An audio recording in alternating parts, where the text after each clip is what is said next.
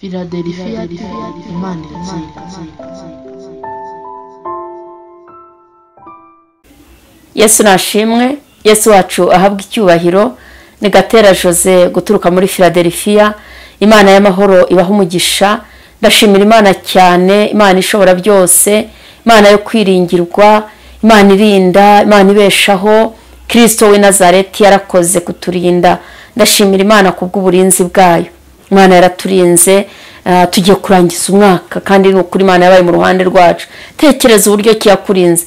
Hari abagore benshi bapfuye urasigara, hari abagabo benshi bapfuye urasigara, hari abasore bapfuye urasigara, hari abakobwa bapfuye urasigara. Imana yarakurinze, Imana yakurindiye kugira ngo ubwire abantu imirimo yayo, yakurindiye kugira ngo ubwire abantu ko Yesu agira neza, yakurindiye kugira ngo ubwire abantu iby'ubwami bwayo. Ndashima Imana rero kuko ari umunsi Imana natwongereye kugira ngo tuvuge imirimo yayo. Reka dusenge, dusengere imitima y'abantu, dusengere abadukurikirana, dusengere abantu bakunda ijambo ry'Imana, inshuti za Kristo, kugira ngo Sekibi Shitani atabarangaza. Mana Data wa twese, Mana ihoraho, Mana yo kwiringirwa, Kristo we Nazareti, ndasengera imitima y'abantu bose badukurikiranye kugira ngo uyu munsi ubashe kugira ngo ubane nabo, bumve ijambo ryawe. Abarushye baremerewe Yesu baruhure, abafite intimba zo mu mitima Yesu uzikureho, kandi abafite ibikomere ubyomore. Ni wowe muganga, ni wowe dogiteri mukuru, urashoboye, nta kijya kikunanira, uri Data wa twese, ushobora byose, izina ryawe ryubahwe. Urakoze Mana, uyu ni umwanya mwiza wo kumva ijambo ryawe. Shyigikirira ijambo, ryagure, rikomeze, igaragaze, kora imirimo n'ibitangaza. Urakoze Yesu, urakoze Nyaguhora ku ngoma, urakoze Uwera wa Isirayeli, urakoze Mutanga bugingo. Icyubahiro kibi cyawe mu izina rya Yesu, izina rya rihabwa icyubahiro. Ndagushimira igitondo cyiza kugira ngo buri muntu wese akubone, abarushye n'abaremerewe, abarwayi bari kwa muganga, abari hanze y'igihugu, abari mu gihugu hagati, buri muntu wese ukeneye guhura nawe, Kristo umwiyereke. Urakoze kubikoze ni mu izina rya Yesu, amen. Ndashima Imana y'amahoro, ndashimira Imana ishobora byose, Imana Data, Imana rubasha, ihabwa icyubahiro. Tugiye gusoma ijambo ry'Imana riri mu gitabo cya Yohana, ibice byaho ni 9. Turahera ku murongo wa mbere tugere kwa 3. Twumve iki Imana ishaka kuvugana natwe. Yesu akiza uwavutse ari impumyi. Yesu akiza uwavutse ari impumyi. Umurongo wa mbere. Yego. Akigenda abona umuntu wavutse ari impumyi. Akigenda abona umuntu wavutse ari impumyi. Abigishwa baramubaza bati, Mwigisha, ninde wakoze icyaha? Ninde wakoze icyaha? Ni uyu cyangwa ni ababyeyi be? Ni uyu cyangwa se n'ababyeyi be? Ko yavutse ari impumyi. Ko yavutse ari impumyi. Mana itugirire neza. Urakoze mukozi w'Imana Manase kubw'ijambo ryiza. Aravuze ati, ninde wakoze icyaha? Aba ni abigishwa babazaga Kristo. Baramubaza ati, ninde wakoze icyaha? Ni uyu mwana wavukanye ubumuga cyangwa se n'ababyeyi be? Ko yavukanye ubuhumyi. Umurongo wa 3 hagize ngo iki? Yesu arabasubiza ati, nta cyaha yakoze. Uyu nta cyaha yakoze cyangwa ababyeyi be, ahubwo ni ukugira ngo imirimo y'Imana yerekanirwe muri we. Ahubwo ni ukugira ngo Imana yiyerekane, yigaragarize muri we. Ni ukugira ngo Imana yigaragarize muri we. Uyu mwana nta cyaha afite kuba yaravukanye ubumuga. Ababyeyi bamubyaye nta cyaha bafite. Ahubwo ni ukugira ngo imirimo y'Imana yigaragarize muri we. Nje kukubwira ngo Yesu afite ubundi buryo. Uyu munsi nje kukubwira ngo Yesu afite ubundi buryo. afite ubundi buryo yakoresha icyubahiro cy'Imana kikajya hejuru. Afite ubundi buryo yakoresha izina ry'Imana rikubahwa. Afite ubundi buryo yakoresha abantu batarayimenya bakayimenya. Afite ubundi buryo yakoresha icyo kibazo ukakivamo. Afite ubundi buryo Yesu yakoresha ukava mu gihombo. Afite ubundi buryo yakoresha ukava mu kibazo. Afite ubundi buryo, nje kukubwira ngo Yesu afite ubundi buryo yakoresha ugakira iyo ndwara yakuryamishije igihe kinini. Afite ubundi buryo yakoresha iryo zina rigahinduka. Ufite ukuntu bakuzi, amayira yawe yarasibye, byagerageje gukora byaranze, urakora ntibikunda, urasenga ukabona ibintu bidahinduka, ariko nje kukubwira ngo Yesu afite ubundi buryo yakoresha, yakora, Imana igahabwa icyubahiro kuri wowe. Imana ihabwa icyubahiro. Yesu afite ubundi buryo. Afite ubundi buryo kuri wowe, ku buzima bwawe, ku buzima bwanjye. Yesu afite ubundi buryo. Ntiwongere guhagarika umutima, ntiwongere kugira ubwoba, ntiwongere guhagarika umutima, kwiheba no kurira no kuboroga, ntiwongere. Sinzi ni wowe Imana ibwiye umunsi, ariko umenye ngo Yesu afite ubundi buryo. Umaze igihe waradepoje usaba akazi byaranze, wowe urabona byaranze, bakwiciye ubukwe bwawe bwarishwe, urarambagizwa bigapfa, bakuvuga uko utari, ariko nje kukubwira ngo Yesu afite uburyo bundi, afite ubundi buryo. Komeza ubane n'Imana. Muririmbyi ajya neza ngo komeza ubane n'Imana gusa, Imana izakurinda. Wowe icyo usabwa ni ugukomeza kubana n'Imana. Wowe icyo usabwa ni ugukomeza ugakizwa, ugakomeza ukubaha Imana. Birashoboka ko ukora bikanga, birashoboka ko wagerageje, warashatse kubona urubyaro, urasa nkaho ubona byanze, urabona imyaka 2 ishize, urabona 3 ishize, 5 imaze gushira, umaze 10, warivuje, ariko nje kukubwira noneho iki gitondo ndagutangariza ngo Yesu afite ubundi buryo. Afite ubundi buryo. Imana ikuntumyeho. Yesu afite ubundi buryo. Ntwongere gukuka umutima. Urabona byaranze, waracuruje biranga, uragerageza imikorere biranga, iyo ugeze mu kazi ntukamaramo 2, ariko nje kukubwira ngo Yesu afite ubundi buryo. Tuza, turisha umutima wawe, shyira umutima mu gitereko. Yesu afite ubundi buryo. Hama hamwe. Yesu afite ubundi buryo. Ntwongere gukuka umutima. Yesu afite ubundi buryo. Abigishwa ba Yesu baramubaza bati nose abigishwa baramubaza bati mwigisha, ninde wakoze icyaha? Ninde wakoze icyaha? Ni uyu cyangwa n'ababyeyi be? Ni uyu cyangwa se n'ababyeyi be? Ko yavutse ari impumyi? Ko yavutse ari impumyi. Murongo wa 3. Yesu aramusubiza ati, Yesu arabasubiza ati, uyu nta cyaha yakoze. Uyu nta cyaha yakoze, habe n'ababyeyi be. Habe n'ababyeyi be. Ahubwo ni ukugira ngo imirimo y'Imana yerekanirwe muri we. Ni ukugira ngo imirimo y'Imana yerekanirwe muri we. Ni ukugira ngo Imana, urabizi kenshi hari ibintu bitubaho kugira ngo Imana izigaragarize kuri wowe, kugira ngo Imana izubahishwe kubera wowe. Hari ibintu byinshi tujya tubona, ukabona umuntu ageze kure, ukabona umuntu ageze mu kibazo, rimwe tukavuga ngo kiriya cyo ntazakivamo, twanabibona tukabona birakomeye, ariko Imana igakoresha ubundi buryo, hanyuma cya kibazo kikamuva imbere, hanyuma wa mubyeyi agasama, hanyuma wa mwana agakura, hanyuma ka kazi keza kakabona, hanyuma umukobwa akarambagizwa agashaka, hanyuma abantu icyubahiro cy'Imana kikarushaho kujya mbere, hagakizwa abantu benshi, abantu benshi bagakizwa. Kubera iki? Yesu afite ubundi buryo. Murongo wa 6. Amaze kuvuga atyo, acira amacandwe hasi, ayatobesha akondo, akamusiga mu maso. Murongo wa 7. Yego. Aramubwira ati, genda wiyuhagire mu kidendezi cy'Isilowamu. genda wiyuhagire mu kidendezi cy'Isilowamu.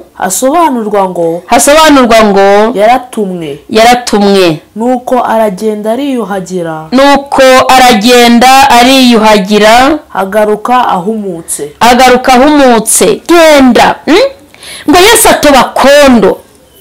nakubwiye ngo afite ubundi buryo ngo atoba kondo, ngo akamusiga ku maso, arangije avuga ngo genda wiyuhagire, genda ujye mu nzu y'Imana, genda ujye mu rusengero, genda ujye mu ivugabutumwa. hari ubumuga nawe ufite, hari ibikugoye nawe, hari ibintu ubona nk'inzitizi, hari ibintu byaguteje ubuhumyi, hari ibintu bitagenda, ariko jya mu nzu y'Imana, jya gusenga, genda ushaka Imana, winjire mu murimo w'Imana, genda ukore umurimo w'Imana. Imana itugirire neza. Avuga ngo genda wiyuhagire, mujya w'Isilowamu wiyuhagire, ngo agaruka agize gute yemwe? agaruka ahumutse. iyo tugiye mu nzu y'Imana, iyo tugiye imbere y'Imana, iyo tugiye mu rusengero, iyo tugiye gukizwa, tugaruka twahumutse, tugaruka twavuye mu byaha, tugaruka twakijijwe. iyo tugiye imbere yayo ntabwo tugaruka uko twari turi. iyo duteye intambwe tugakira Kristo nk'umwami n'umukiza, tugaruka turi bazima. iyo twagiye mu materaniro tukagenda tubabaye, tukagenda dufite ubumuga, tukagenda tutameze neza, tugaruka turi bazima dushima Imana.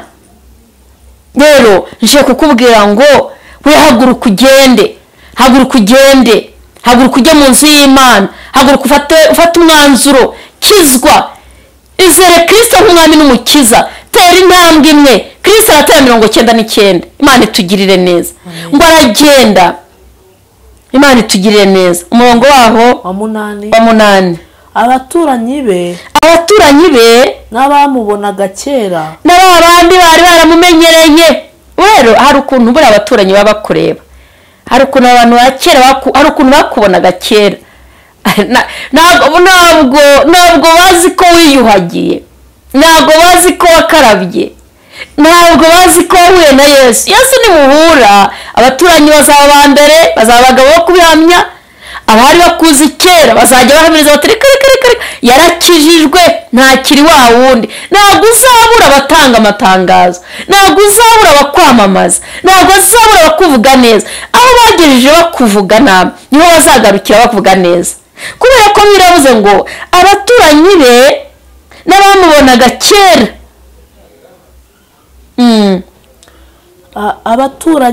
abaturanyi be n'abamubonaga kera ahora asabiriza, barabazanya bati uyu si we wicaraga asabiriza. umurongo wa 9. bamwe bati niwe, abandi bati siwe, icyakora asa nawe. abandi bati siwe ariko arasa nawe. umurongo nawe arabasubiza ati ni njye. umurongo wa 10. yego.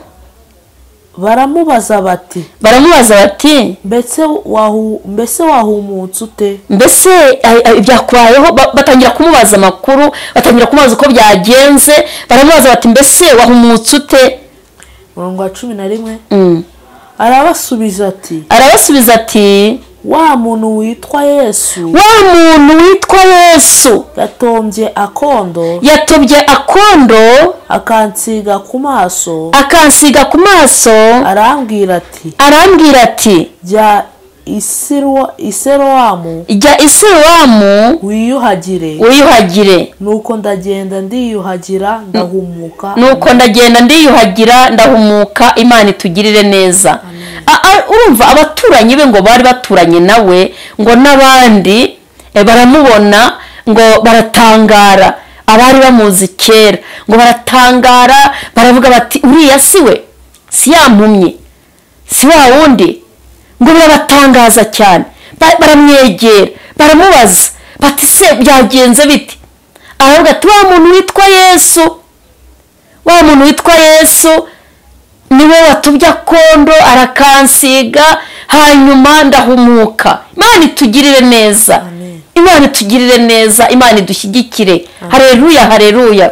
Ndashimira Imana yo mu ijuru, ndashimira Kristo wanesheje yuko agira neza, afite ubundi buryo yakoresha ukabasha gusobanukirwa, ukabasha kumenya, ukabasha kuba uriwe, ukabasha guhura n'Imana. Imana itugirire neza. Uyu muntu yari yaravukanye ubumuga bwo kutabona, ariko rero aza guhura na Yesu. Yesu ngo amubonye, Bibiliya itubwira yuko hari umuntu urwaye ngo wari umaze imyaka 38 ngo afite uburwayi, ngo baramujyana bamushyira ku kidendezi. Cya kidendezi akigezeho ntabwo yahereye ko akira, kubera icyo atakiza, si uko umuganga atarahari, si uko gukira kutari kuriho, ariko yabuze umuntu umujugunya mu kidendezi. Uyu munsi dufite abantu batinze ahantu kubera kubura abantu, kubura umuntu, ugatinda kubura akazi, abandi mugakora ibizamini, kizami ukagitsinda, ariko kubera yuko nta muntu ufitemo ntibaguhamagare. Dufite abantu baheza ahantu kubera kubura umuntu, dufite abantu baheza ahantu kubera kubura. Ariko uyu nawe rero ngo baramujyanye, hari ikidendezi ngo cyabagamo marayika, ngo yazamukaga akabirindura amazi, ngo wakijyagamo mbere ngo niwe wakiraga indwara iyo ari yo yose. Hanyuma rero ngo hakaba abaho umurwayi utaragiraga umuntu, bari baramuzanye barambikaho, bararyamisha. Iyo marayika yazaga, buri muntu ufite umurwaza niwe wamujyagamo ngo agakira indwara iyo ari yo yose. Byari bibabaje ngo wa murwayi ahamara imyaka 38 kubera kutagira umuntu. Ariko ngo Yesu ahageze arabimenya, amenya yuko nta muntu afite, amenya yuko ahamaze igihe, amenya yuko atinze aho hantu. Cyo nkundira Yesu ni umugabo, iyo yahageze arabimenya, akamenya yuko umuntu amaze igihe arwaye, ari mu kibazo. Imana ihabwa icyubahiro. Yesu ni umugabo, Yesu ni umunyakuri, imvugo ye ni ihame. Iyo yavuganye nawe arabisohoza. Uyu murwayi ngo arabimenya, amenya ko hamaze igihe. Iyo Yesu muhuye, iyo wamuhamagaye, iyo wamwambaje, iyo wamukozeho, umuririmbyi wa 16 ajya avuga ngo aba Yesu bishimira izina rye, ribamara imibabaro, rirabatinyura, mutima ukomeretse niryo riwukiza, ngo ushonje riramuhaza, riruhura umuntu urushye. Izina rya Yesu riruhura umuntu urushye. Urakeneye gukira, ukeneye kubana na Yesu. Wari wihebye se, wumvaga nta kigenda, ariko afite ubundi buryo. Ndagira ngo wizere uyu munsi wa none, wiringira Imana.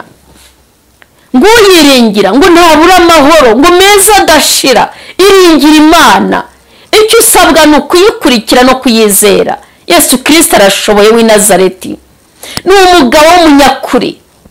Abonye umurwayi ngo arabimenya, aramubwira ngo urashaka gukira, akidondobekanya ngo nta muntu ngira, uyonza kumugira natwe cyangwa se wowe nanjye. Hari ukuntu ujya uvuga ngo nkeneye umuntu, yonza kugira umuntu, mfite umuntu, byagenda bityo. Ariko reka nkubwize ukuri, ukeneye Yesu, ukeneye Yesu wenyine. Yesu nimuhura byose birarangira, byose birarangira, byose birarangira. Ngo umurwayi wari umaze imyaka 38 yahuye na Yesu, yazambwa ati haguruka wigendere, ikorera uburiri bwawe, igendere. Nta yandi masengesho, nta 21, nta 40, nta 3, nta kurara veye. Yaramubwiye ngo korera uburiri bwawe wigendere, haguruka. Yesu yamuhuye araguhagurutsa, aguhagurutsa mu bukene, aguhagurutsa mu burwayi, aguhagurutsa mu bibazo, araguhagurutsa kakwamamaza, kakwamamaza. Mwizere rero, mwizere. Reka dusoreze kuri iri jambo riri mu bice 5 umurongo wa 8 n'uwa 9. Yesu akiza umuntu umaze imyaka 38 amugaye. Ngo Yesu akiza umuntu wari umaze imyaka 38 afite ubumuga. Yesu arakiza. ntabwo nzi impamvu utabyizera. Yesu arakiza mu by'ukuri. Yesu akiza umuntu wari umaze imyaka 38 amugaye afite ubumuga. Ushobora kuba utaranayimara mu mavuko yawe ariko umaze kunanirwa. Ushobora kuba utaranayimara mu myaka ufite kuri iyi si ubayeho. Ushobora kuba 38 utaranayigezaho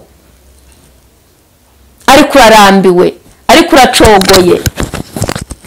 Muntu w'Imana, ariko uyu muntu yari amaze imyaka 38 afite ubumuga, ari ikimuga atava ahari. Murongo wa 8. Yesu aramubwira ati byuka wikorere uburiri bwawe, ugende.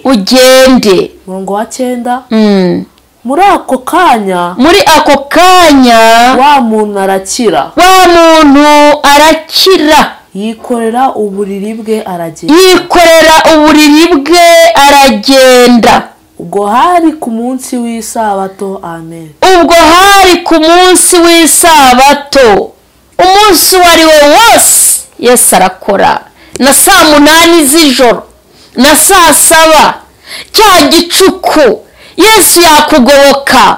Wahamagaye umuntu ikaba nomero kompoze, Yesu wabahari. Rezo ye ntabwo yavaho, ntabwo yahumbya. Ahumbije twashira.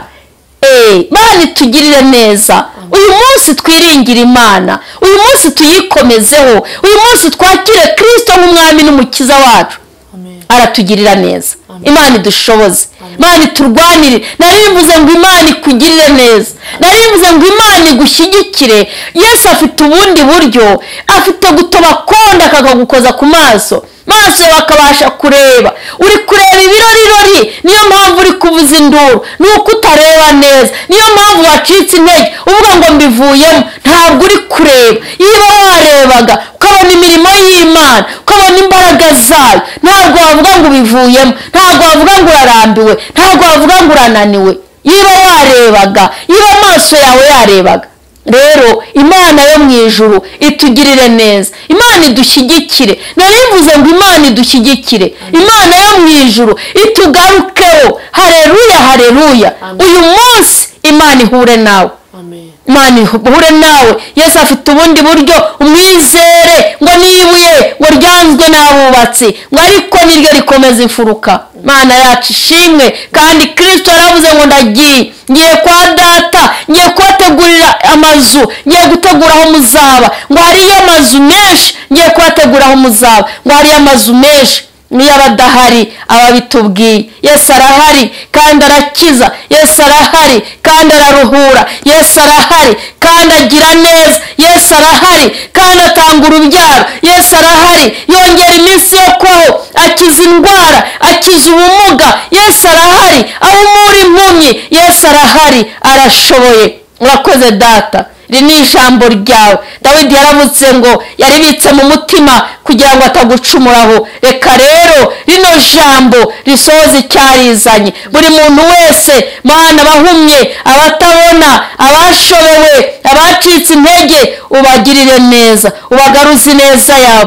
Basubire mu bikari byawe, basubire kugukorera, basubire guhura nawe. Wongere ubiyereke ni neza y'Imana ibabeho. Urakoze Kristo, urakoze Papa, ngo waje mu bawe, ngo ariko abawe ngo ntibabimenya, ngo ariko ababimenye wabahaye ubutware ngo n'ubushobozi bwo kwitwa abana b'Imana. Icyubahiro kibi cyawe Yesu, ndagushimiye. Reka uyu muntu urwaye ibi bibyimba byo mu nda, Yesu bikoreho, ubimenagure mu izina rya Yesu. Uyu muntu urwaye Kristo, uyu muntu urwaye amabere yombi, Yesu Kristo nuyakize mu izina rya Yesu. Nuhure n'uyu muntu, numugirire neza, numwiyereke. Icyubahiro kibi cyawe, urakoze kubyumvise, urakoze ko wigaragaje. Icyubahiro kibi cyawe mu izina rya Yesu, amen. Imana ibagirire neza. Ni Gatera Jose guturuka muri Philadelphia. Reka nguhe telefone yanjye ni 0788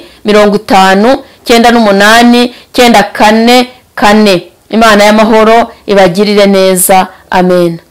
Philadelphia Imana iratsinda.